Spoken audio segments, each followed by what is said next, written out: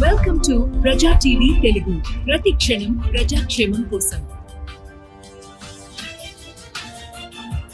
కుప్పం పట్టణం కొత్తపేటలో నెలకొని ఉన్న శ్రీ ప్రసన్న పెద్దపల్లి గంగమ్మ జాతరలో భాగంగా అమ్మవారికి ఘనంగా కళ్యాణ ఉత్సవ కార్యక్రమం నిర్వహించడం జరిగింది.